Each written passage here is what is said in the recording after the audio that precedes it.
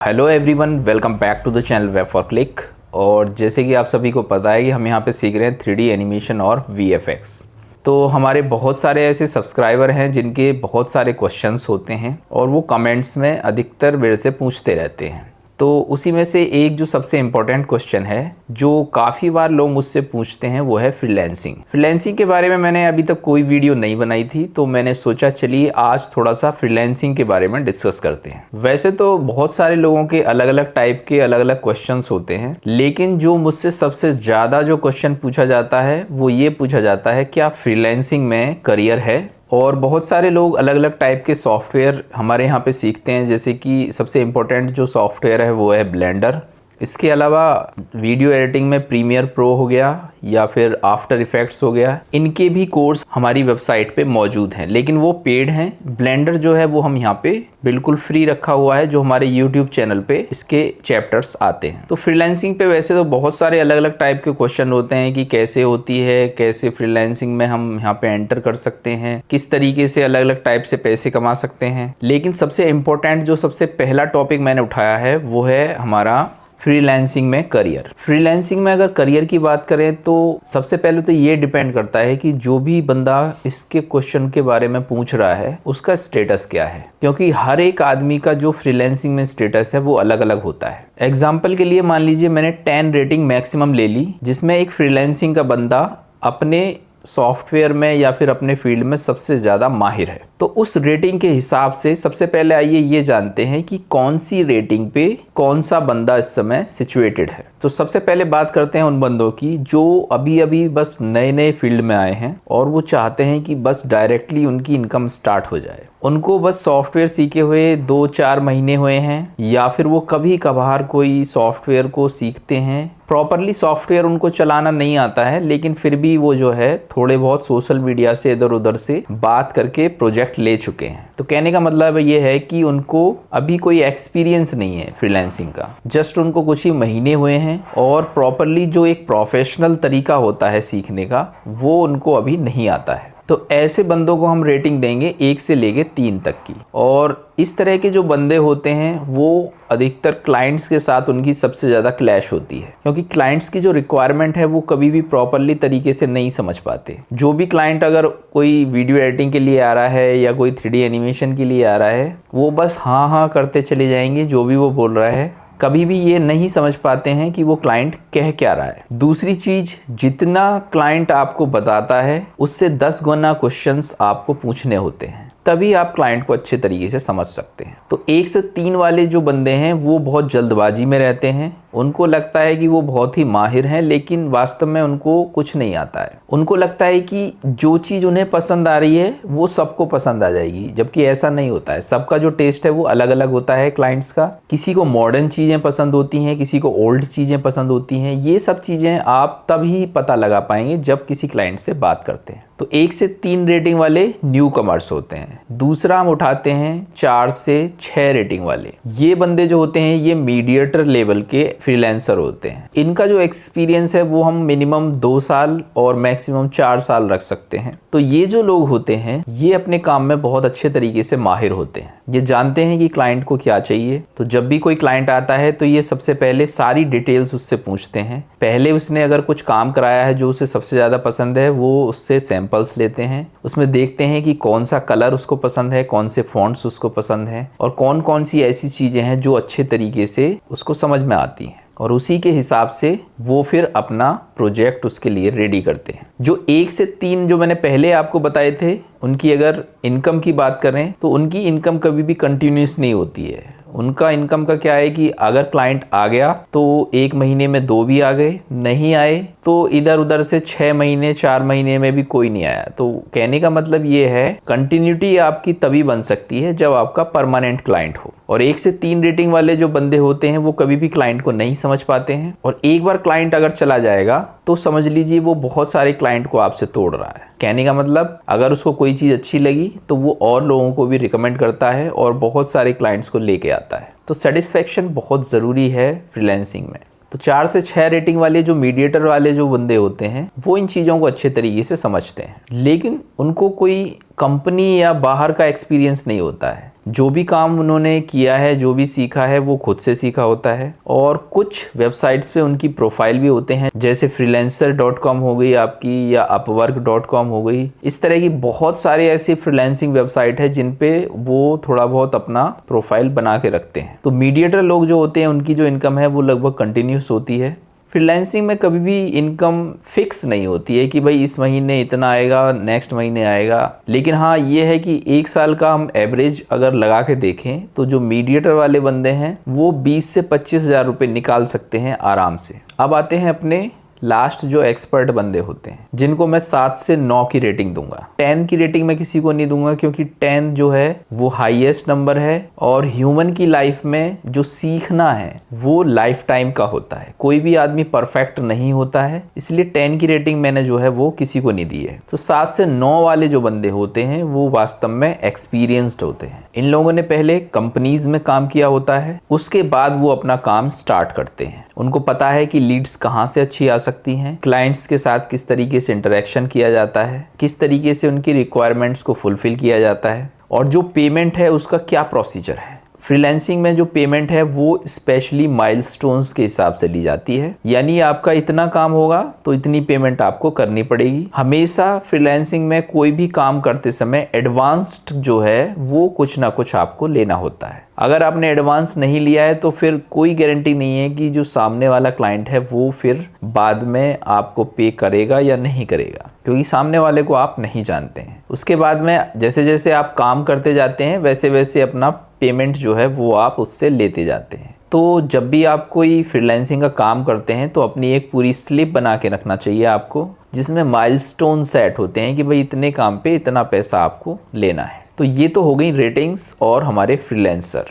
अब बात करते हैं करियर की। सबसे मेन क्वेश्चन यही है, क्या फ्रीलांसिंग में करियर है? तो इसको डायरेक्टली एक वर्ड में कभी भी आंसर नहीं कर सकते हैं। कुछ एग्जाम्पल्स और कुछ पॉइंट्स मैं आपको बताऊंगा जिससे आपको अपने आप समझ आ जाएगा। मान लीजिए अपनी स्टडी को ख़त्म करने के बाद में आपने कोई कंपनी ज्वाइन की है, यानी कि आप जॉब के लिए गए। कोई भी एक प्रोफेशन ले लेते हैं, जैसे मान लीजिए वीडियो एडिटिंग की जो कोई कंपनी है उसमें जाके आपने जॉब की है। अब जिस समय आपकी ज्वाइनिंग होगी तो वहाँ पे मान लीजिए आपकी एक पूरी टीम है, यानी कि कंपनी जो बंदे हायर किए हैं, लगभग 10 बंदे हायर किए हैं वीडियो एडिटिंग के लिए। अब वो जो 10 बंदे हायर किए गए हैं उनकी सेम प्रोफाइल है, सेम वर्क है। अब बात करते हैं 2 या 3 साल बाद की, तो उसमें क्या चेंजेस देखने को मिलेंगे। उसमें से कुछ बंदे, मान लीजिए 3 बंदे हमारे छोड़ के जा चुके हैं। अधिकतर यही होता है कंपनी में, कंपनी का जो प्रेशर है वो नहीं झेल पाए, वो छोड़ के चले गए, बचे 7 बंदे। अब जो 7 बंदे हैं उसमें से 4 लोग उसी पोजीशन पे काम कर रहे हैं जिस पोजीशन पे वो हायर हुए थे, यानी कि as a video editor junior level पे वो हायर हुए थे और उसी लेवल पे वो वहां पे काम कर रहे हैं। अब इसमें से 7 में से जो 3 बंदे बचे हैं उन्होंने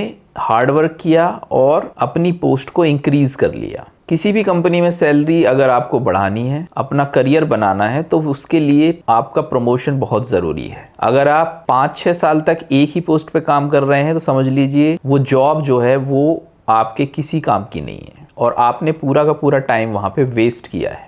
तो उन 7 में से जो 4 बंदे वहाँ पे उसी लेवल पे काम कर रहे हैं उनका लाइफ में कोई करियर नहीं है। क्यों? क्योंकि हर एक चीज़ जो है वो चेंज होती रहती है मार्केट में। और जैसे अभी वीडियो एडिटिंग में किसी सॉफ्टवेयर का क्रेज़ चल रहा है तो 2-3 साल बाद में कोई दूसरा सॉफ्टवेयर मार्केट में ऐसा आ जाएगा जिसका बहुत ही ज़्यादा क्रेज़ चलने लगेगा और जो बंदे वहाँ पे उस लेवल पे काम कर रहे थे वो उससे रिप्लेस हो जाएंगे। तो 4 बंदे तो वहीं उसी लेवल पे काम कर रहे हैं, बाकी 3 बंदे में से एक बंदा हमारा सीनियर हो गया जो उनके ऊपर काम कर रहा था। अब उसका जो काम है वो थोड़ा सा कम हो चुका है, यानी कि जितने प्रोजेक्ट उसको करने थे वो नहीं करने हैं, सिंपली अपनी टीम को मैनेज करना है। उनमें से एक बंदा जो है वो टीम लीडर बन चुका है। इस तरह की अलग अलग कई टीम है जिसमें एक टीम लीडर होता है जो 2 या 3 टीम को मैनेज कर सकता है। और लास्ट में जो तीसरा बंदा था उसने बहुत ज़्यादा हार्ड वर्क किया और वो वहाँ पे मैनेजर बन चुका है, यानी कि पूरे डिपार्टमेंट में जो हमारा वीडियो एडिटिंग का डिपार्टमेंट है उस पूरे डिपार्टमेंट को वो वहाँ पे लीड कर रहा है। तो इसी तरीके से हमारा फ्रीलांसिंग में होता है, यानी कि आज आपने किसी सॉफ्टवेयर पे या किसी चीज़ पे फ्रीलांसिंग स्टार्ट की है तो ये कंपलसरी नहीं है कि वो ज़िंदगी भर के लिए वहाँ पे उसी चीज़ पे फील्ड जो है हमारा परमानेंटली चलता रहेगा। हर दूसरे तीसरे साल जो है आपका जो फील्ड है वो चेंज होता है, जो सॉफ्टवेयर है वो वहाँ पे चेंज होता है। तो केवल फ्रीलांसिंग में अगर आप वहाँ पे रहते हैं और आगे नहीं बढ़ पाते हैं, जिस तरीके से कंपनी में पोस्ट इंक्रीज होती हैं उसी तरीके से फ्रीलांसिंग अगर आप कर रहे हैं तो उसके लिए फिर आगे 3 स्टेप जो हैं वो आपको फॉलो करने होते हैं। यानी कि फ्रीलांसिंग से ऊपर उठने के लिए 2 और स्टेप आपको आगे जाना है अपने प्रमोशन के लिए। सबसे पहला स्टेप होता है एजेंसी और दूसरा स्टेप होता है कंपनी। यानी कि सबसे पहले जब तक आप इंडिविजुअल लेवल पे काम कर रहे हैं तब तक आप एक फ्रीलांसर हैं। फ्रीलांसर की डेफिनेशन क्या है कि जब तक बंदा अकेला काम कर रहा है वो फ्रीलांसर होता है। और ज़रूरी नहीं है कि वो ऑनलाइन ही हो, ऑफलाइन भी आपको बहुत सारे ऐसे लोग मिल जाएंगे जो फ्रीलांसिंग पे काम करते हैं। एग्जाम्पल के लिए आप ड्राइविंग लाइसेंस बनाने जाते हैं तो वहाँ पे एक मीडिएटर आपको मिलेगा। वो जो मीडिएटर है वो आपसे पैसे लेता है और वहाँ सरकारी लोगों को जो है उधर साठगांठ होती है तो उनको दे के वहाँ पे वो सारा काम आपका करा देंगे, बस आपसे थोड़े से पैसे लेंगे। तो एज अ फ्रीलांसर वो वहाँ पे काम कर रहे हैं। दूसरा एग्जाम्पल ये है, मान लीजिए बहुत सारे बड़ी बड़ी सिटी में आपको स्टैचू मिल जाएंगे खड़े हुए जो अपने आप को कलर करके एज अ स्टैचू खड़े हो जाते हैं, तो वो भी वहाँ पे फ्रीलांसर हैं। बहुत सारे स्केच बनाते हैं, बहुत सारे लोग मूर्तियाँ बनाते हैं, तो वो एज अ फ्रीलांसर ही वहाँ पे काम कर रहे हैं जब तक इंडिविजुअल लेवल पे काम कर रहे हैं। जो लोग किसी कंपनी या एजेंसी के लिए काम कर रहे हैं वो फिर वहाँ पे फ्रीलांसर नहीं रहते हैं। अब सवाल ये उठता है कि फ्रीलांसर से एजेंसी और एजेंसी से कंपनी, इनमें डिफरेंस क्या है और इसकी जो जर्नी है वो किस तरीके से तय की जाती है। सबसे पहले आपको इनमें डिफरेंस समझना पड़ेगा। फ्रीलांसर तो आपको समझ में आएगा कि जो इंडिविजुअल बंदा जब तक काम कर रहा है तब तक वो वहाँ पे फ्रीलांसर है। अब थोड़ा सा एग्जाम्पल लेते हैं। मान लीजिए धीरे धीरे करके आप फ्रीलांसिंग में काम करते हैं और प्रोजेक्ट उठाते हैं। जब तक आप छोटी मोटी चीज़ों के प्रोजेक्ट उठा रहे हैं, सिंगल क्लाइंट से प्रोजेक्ट उठा रहे हैं, तब तक जो है आपको एजेंसी या कंपनी की ज़रूरत नहीं होती है। आप सिंगल ही काम कर सकते हैं, लेकिन आपकी एक लिमिट सेट हो जाती है। मान लीजिए आपके पास में 3-4 प्रोजेक्ट आ चुके हैं, लेकिन आप काम करने की जो आपकी कैपेबिलिटी है वो एक ही प्रोजेक्ट पे है, तो आप क्या करेंगे? उस केस में आप किसी दूसरे लोगों से कांटेक्ट करेंगे और उससे थोड़ा सा काम को डिस्ट्रीब्यूट करेंगे और उसको एज अ जो भी उनका पेमेंट होगा उस हिसाब से उसको दे देंगे। तो जब आप फ्रीलांसर से एजेंसी पे मूव करते हैं तो आपका अपना एक ग्रुप बनाते हैं। वो ग्रुप आपका ऑनलाइन भी हो सकता है या फिर वो ग्रुप आपका ऑफलाइन भी हो सकता है। ऑफलाइन में कुछ लोगों के साथ में आप ऑफिस में अपने साथ मिला के काम कर सकते हैं, एज अ सैलरी रख सकते हैं उनको, या फिर ऑनलाइन जो है वो आप अलग अलग जगह पे लोग हैं तो उनसे कांटेक्ट करके रख सकते हैं। जब भी कोई काम आता है तो आपस में डिस्ट्रीब्यूट कर सकते हैं, तो वो हमारी एक एजेंसी हो जाती है। तो ये तो हो गया वर्किंग प्रोसेस। दूसरा, एजेंसी जो होती हैं वो थोड़ा सा कम लेवल पर रजिस्टर्ड होते हैं। जैसे आपकी प्रोप्राइटरी फर्म होती है, यानी कि आपकी इनकम अगर बहुत ही कम चल रही है तो मान लीजिए आप एग्जाम्पल के लिए अगर रोड पे कोई छोटी छोटी जो दुकान होती हैं उनका कोई लाइसेंस नहीं होता है, कोई रजिस्ट्रेशन नहीं होता है, अपना कुछ भी लेके आप वहाँ पे बैठ जाते हैं। गवर्नमेंट की नज़र में आप सिंपली एज अ फ्रीलांसर काम कर रहे हैं वहाँ पे, तो आप भी एक जब तक फ्रीलांसर हैं तब तक गवर्नमेंट के कोई भी रजिस्ट्रेशन आपका नहीं होता है। लेकिन जैसे ही आप कोई एजेंसी बन जाते हैं जिसमें आपके आसपास के बहुत सारे लोग होते हैं, यानी कि किसी सिंगल क्लाइंट से प्रोजेक्ट उठा रहे हैं तो उसमें एजेंसी की ज़रूरत नहीं होती है, उसमें आप खुद ही पेमेंट ले सकते हैं उससे इंडिविजुअली। लेकिन जब आप किसी बड़े फर्म की या फिर किसी बड़ी कंपनी का प्रोजेक्ट उठाते हैं तो वहाँ पे गवर्नमेंट के कुछ क्राइटेरिया आ जाते हैं, यानी कि आप डायरेक्टली पेमेंट नहीं ले सकते हैं। यानी गवर्नमेंट का अगर मान लीजिए कोई कॉन्ट्रैक्ट आपने उठाया या कोई बड़ी मल्टीनेशनल कंपनी या फिर कोई प्राइवेट लिमिटेड कंपनी है उसका कोई कॉन्ट्रैक्ट उठा रहे हैं तो डायरेक्टली आप अपने इंडिविजुअल अकाउंट में पेमेंट नहीं ले सकते हैं। उसके लिए आपकी जो एजेंसी है वो रजिस्टर्ड होनी चाहिए। तो रजिस्ट्रेशन के भी आपके अलग अलग टाइप होते हैं। जो 2 रजिस्ट्रेशन के टाइप मैं आपको यहाँ पे डिस्कस करने वाला हूँ, एक हमारा एजेंसी के लिए। तो एजेंसी में क्या है, मान लीजिए आप एज अ फ्रीलांसर काम कर रहे हैं और धीरे धीरे करके अपने नीचे कुछ जूनियर रख लेते हैं जो आपके नीचे काम कर रहे हैं, या आपके कुछ फ्रेंड सर्कल हैं जो आपके साथ में काम करते हैं। और अपने प्रोजेक्ट्स को अगर आप थोड़ा सा और इंक्रीज करके बड़े लेवल पे ले जाना चाहते हैं तो आप अपनी एजेंसी को रजिस्टर्ड करा सकते हैं। सबसे पहली जो रजिस्ट्रेशन होती है इंडिविजुअल के लिए वो आती है हमारी प्रोप्राइटरी फर्म। प्रोप्राइटरी फर्म में आपका वो जीएसटी बन जाता है और कुछ सिंपल से डॉक्यूमेंट्स आपके बन जाते हैं। आप अपना खुद के नाम से एजेंसी चलाना चाहते हैं, प्रोप्राइटरी फर्म रखना चाहते चाहते हैं तो रख सकते हैं, और अगर आप कोई ब्रांड का नाम रखना चाहते हैं या फिर कोई आपने नाम सोचा है अलग से अपनी कंपनी का तो वो भी रख सकते हैं। लेकिन कंपनी जो है वो एजेंसी से अलग होती है। एजेंसी छोटे लेवल पे काम करती है जिसमें 4-5 बंदे या जितने भी आपके आसपास के सर्कल है उसमें आप काम कर सकते हैं। इसमें आप अपना करंट अकाउंट भी खुलवा सकते हैं। कंपनी का जैसे अकाउंट होता है कि जब भी हम कोई पेमेंट करते हैं हमारे नाम से यूपीआई की पेमेंट जाती है, उसी तरीके से अगर आप कंपनी का करंट अकाउंट खुलवाते हैं तो फिर वो कंपनी के नाम से आपकी जो पेमेंट है वो उसमें आएगी, या फिर कंपनी के नाम से ही आप किसी को पेमेंट करेंगे तो उसमें कंपनी का नाम ही पेमेंट के नाम पे दिखाई देगा। लेकिन उसमें जो पैन कार्ड जुड़ा होता है वो आप ही का लगेगा।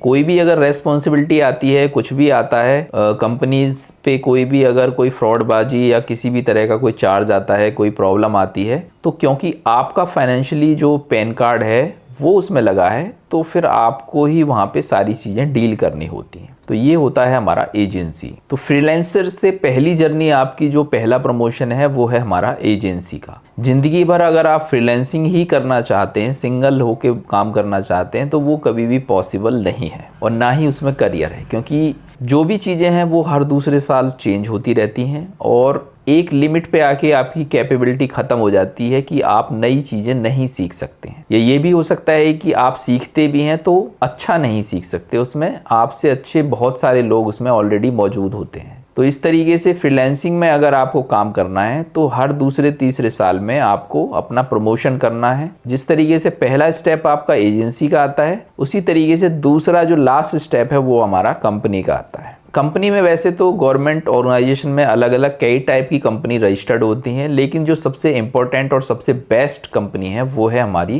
Private limited company. Private limited company जो होती है वो आप सिंगल नहीं खुलवा सकते हैं, उसके लिए आपके कुछ पार्टनर्स लगते हैं। यानी कि 2-3 बंदे आपस में मिलके जब कोई ऑर्गेनाइजेशन स्टार्ट करते हैं तो फिर वो प्राइवेट लिमिटेड कंपनी हमारी बनती है। अब मान लीजिए एक किसी का क्वेश्चन ये उठता है कि किसी की मान लीजिए एजेंसी रजिस्टर्ड है सिंगल नाम से, तो क्या वो कंपनी खोल सकता है? तो हाँ, बिल्कुल खोल सकता है। गवर्नमेंट ने इसके लिए भी काफ़ी सारे रूल्स चेंज कर दिए हैं। मान लीजिए अगर आपको प्राइवेट लिमिटेड कंपनी खोलनी है तो उसके 2 मेथड आपको वहाँ पे रखे गए हैं। सबसे पहला कि आप इंडिविजुअली उसको खोल सकते हैं। प्राइवेट लिमिटेड की सारी चीज़ें आपकी वहाँ पे रहेंगी और आपके जो कंपनी है उसमें एक वर्ड लग जाएगा ओपीसी। ओपीसी का फुल फॉर्म होता है 1 पर्सन कंपनी। आपका तो कंपनी प्राइवेट लिमिटेड ही होगी लेकिन उसमें ओपीसी नाम उसमें जुड़ जाएगा। अब सवाल ये उठता है कि डिफरेंस क्या होता है। जैसे मान लीजिए एक सिंगल बंदे ने कंपनी खोली, वो भी प्राइवेट लिमिटेड है जिसको हम ओपीसी बोलते हैं, और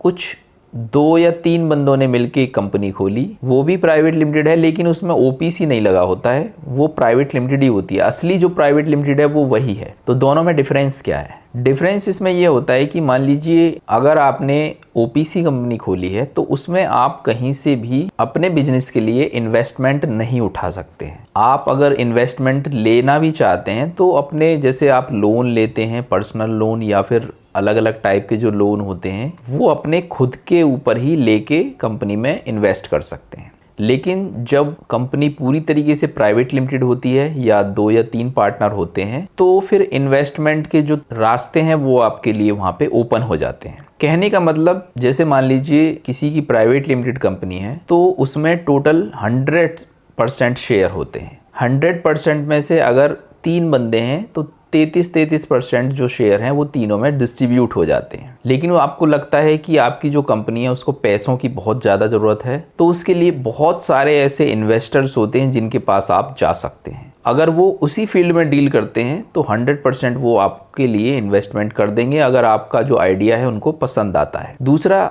बहुत सारे इन्वेस्टर्स थोड़ा सा आपकी ट्रांजैक्शन भी चेक करते हैं कि आपकी जो ट्रांजैक्शन है वो किस तरीके से हो रही है, या फिर आपका जो वर्किंग मेथड है वो किस तरीके से।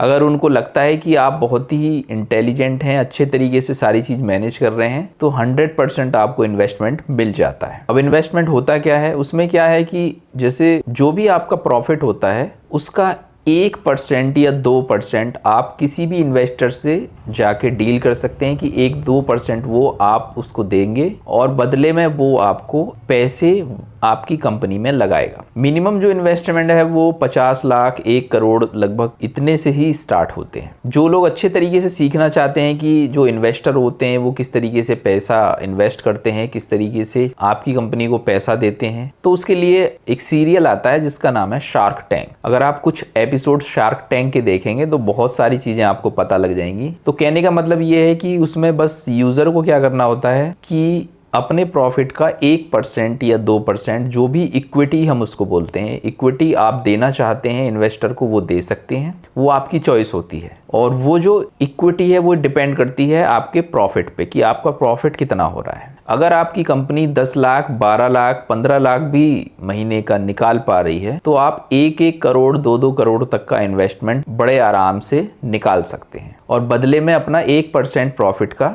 अपने जिससे आपने इक्विटी ली है इन्वेस्टर से उसको दे सकते हैं। तो प्राइवेट लिमिटेड कंपनी जो है वो इंडिविजुअल की नहीं रहती है, उसमें आपका एक पैन कार्ड अलग से बनता है। जिस तरीके से आदमी की फाइनेंशियल आइडेंटिटी हमारी जो पैन कार्ड होती है उस पर डिपेंड होती है, उसी तरीके से वो एक आदमी बन जाता है, एक अलग आदमी की आइडेंटिटी बन जाती है जो हमारी ब्रांड कहलाती है और उसका एक पैन कार्ड गवर्नमेंट इश्यू करती है। बाई चांस किसी कंडीशन में कंपनी बंद हो जाती है तो उसमें कोई भी पैसा आपको इन्वेस्टर को वहाँ पे नहीं पे करना होता है, ना ही मान लीजिए किसी बैंक से आपने लोन ले रखा है अपने कंपनी के ऊपर तो उसमें आपका कोई भी उसमें लॉयल्टी नहीं होती है लोन को पे करने की, क्योंकि वो खुद ही एक आइडेंटिटी है, इंडिविजुअल उसका पैन कार्ड बना हुआ है और उसी पे वो सारी चीज़ें चलती हैं, आपका उसमें कोई लेना देना नहीं होता है। तो प्राइवेट लिमिटेड कंपनी का ये फ़ायदा होता है कि कभी भी अगर कंपनी बंद हो जाती है तो जितने भी लोगों ने उसमें इन्वेस्ट किया है या जितने भी उस पर लोन होते हैं उसमें जो भी जिसके नाम पे जो शेयर होल्डर हैं उसमें या फिर जिन्होंने कंपनी खोली है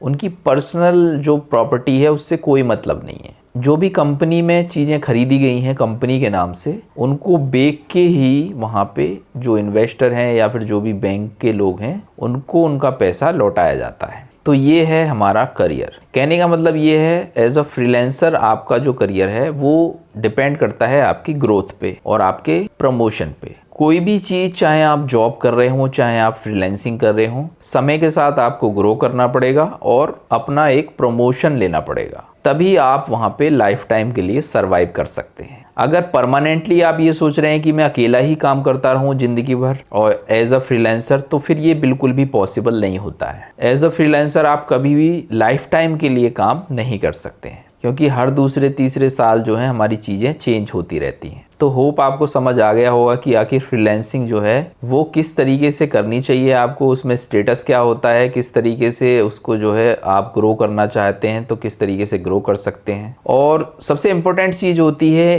एजेंसी और प्राइवेट लिमिटेड कंपनी को बनाना। एक चीज़ हमेशा ध्यान रखिएगा कि तैश में आगे कभी भी प्राइवेट लिमिटेड कंपनी नहीं बनानी चाहिए। Private limited company simple agency registration की तरह नहीं होती है, जीएसटी रजिस्ट्रेशन की तरह नहीं होती है कि आप जो है केवल एक बार इन्वेस्ट कर देंगे, उसमें एक बार कंपनी बनाने में खर्च कर देंगे तो वो ज़िंदगी भर चलेगी। उसमें जब आप कंपनी प्राइवेट लिमिटेड बन जाती है तो फिर हर साल का उसका जो है मेंटेनेंस का ही खर्चा होता है जो आपको अपने सीए को देना होता है। और वो जो सीए है वो गवर्नमेंट को पूरा स्टेटस जो है कंपनी का बैलेंस शीट बना के अपलोड करता है। अगर आप जरा सा भी उसमें देरी कर देते हैं, उसमें अलग अलग टाइप के कंप्लाइंस होते हैं जो आपको कंप्लीट करने होते हैं कि कब बैलेंस शीट बनानी है, कब आपको कौन सा डेटा देना है, कब आपको जीएसटी का बैलेंस शीट वहाँ पे लगाना है, तो वो सारे कंप्लाइंस अलग अलग डेट पे वहाँ पे सीए करता है।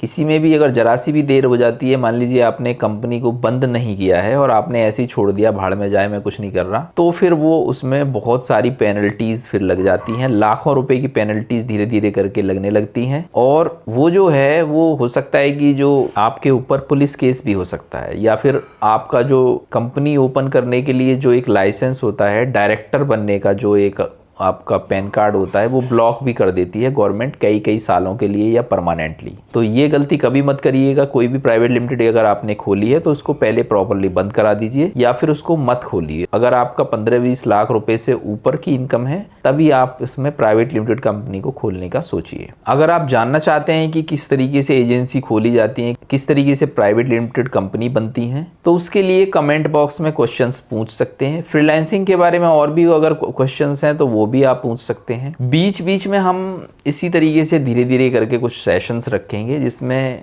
इन सब चीज़ों के बारे में डिस्कस करेंगे। काम करने के साथ साथ, कुछ सीखने के साथ साथ आपको ये पता होना चाहिए कि जो ग्रोथ है वो किस तरीके से की जाती है। तो चलिए मिलते हैं अपने नेक्स्ट एपिसोड में नए कॉन्सेप्ट के साथ। तब तक के लिए goodbye. If you like this video, please like, share, and subscribe.